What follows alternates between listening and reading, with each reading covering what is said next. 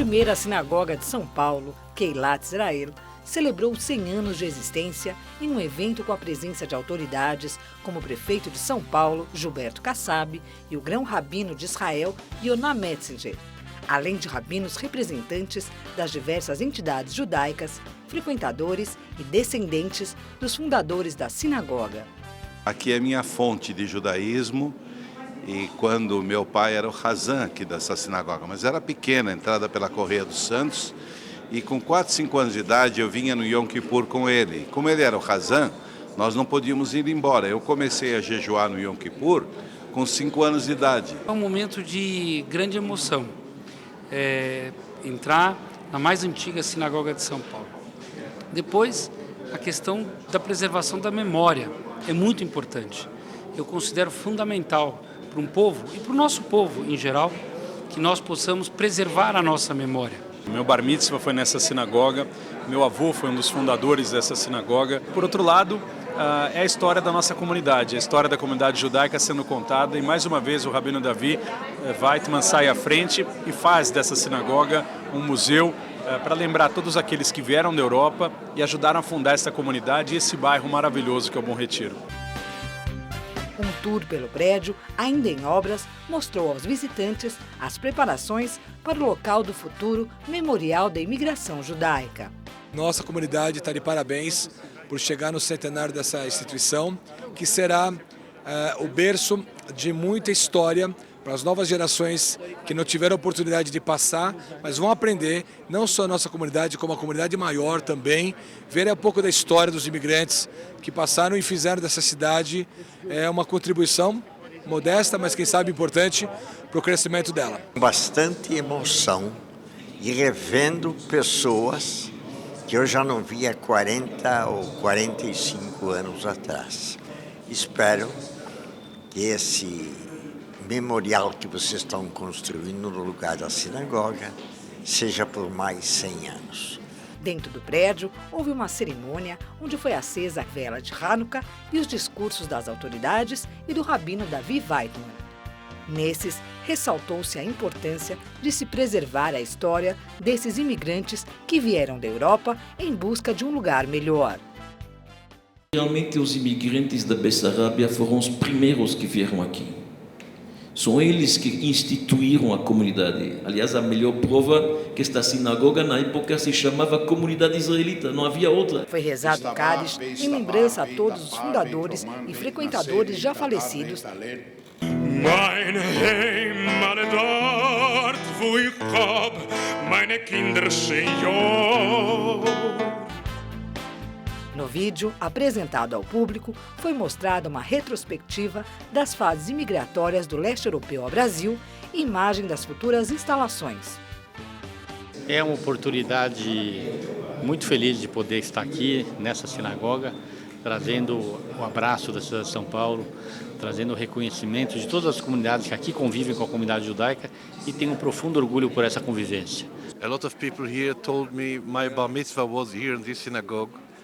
And some of the people remember their grandfathers, that they created this community, Keilat Israel, and they built this building. Now even the neighborhood is changed, but now it will be built a museum to remember our history and to support the old people, the poor people, and it's very important. Eu me sinto muito feliz em poder ver onde eu, na minha infância, 6, 7 anos, vinha acompanhando meu pai, Zichrono Livracha, em vários eventos, no qual podemos ver hoje que a chama das luzes não se apaga no povo de Israel. Na verdade, nós viemos do Rio de Janeiro.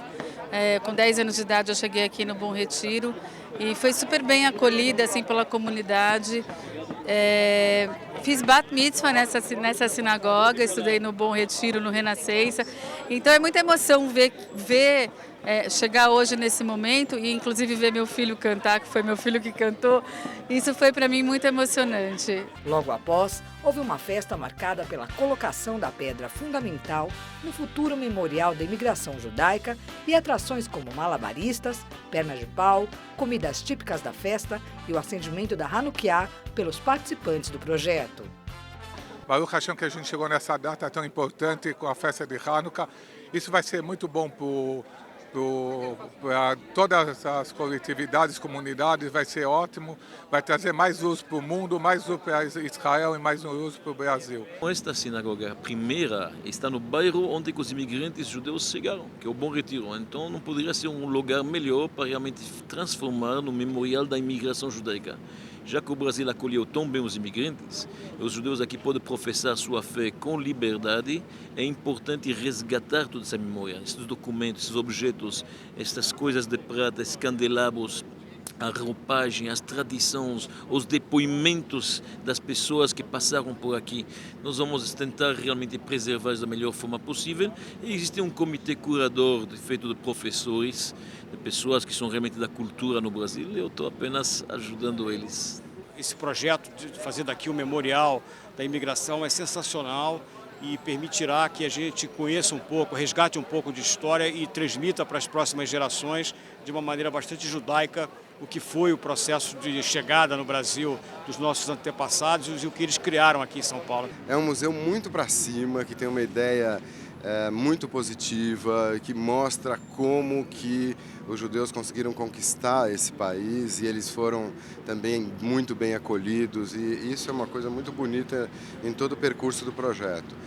Lembre-se de acender as velas do próximo Shabat. Dia 28 de dezembro, em São Paulo, às 19h35.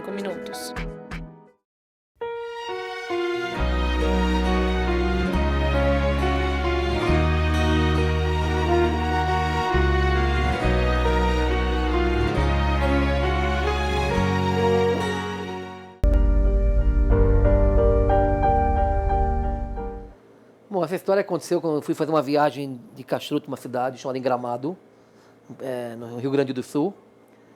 E, bom, eu cheguei, peguei o avião, cheguei cedo na fábrica, como combinado, e o dono da fábrica foi me buscar, foi me pegar no aeroporto. Bom, eu comecei a olhar para a cara do dono, assim, eu vi que ele tinha uma cara, ele tinha um belo de um nariz, né? Falei, acho que esse cara pode ser judeu. Bom, eu não quis perguntar de cara, tal, conversa vai, conversa vem no carro, tal. Eu chego para ele e pergunto, escuta, mas você é judeu? Eu não, mas minha mãe é.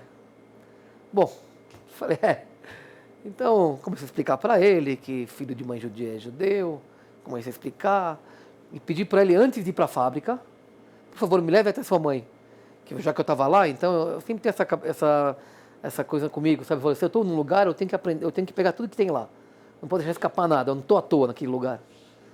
E ele me levou para a casa da mãe dele, eu cheguei na casa da mãe dele, a mãe dele me viu, Rabino, eu já conhecia muito bem. E a primeira coisa que eu vi na cabeceira do sofá dela, eu vi umas revistas do Rabat News. Achei super interessante. E ela me contou que ela recebia essas revistas e recebia outras também, de outras, Morachá, etc. e tal.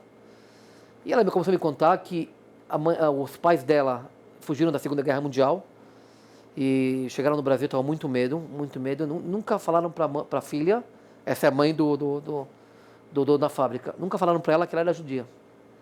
E ela cresceu como uma não judia, ela estudou em escolas não judaicas, tal, com escola de freira, e acabou casando com um homem onde a sogra era uma beata. E era muito fervorosa, muito fervorosa. Acabaram casando, tiveram filhos, quer dizer, teve 2 filhos, parece que um faleceu e um é o dono da fábrica.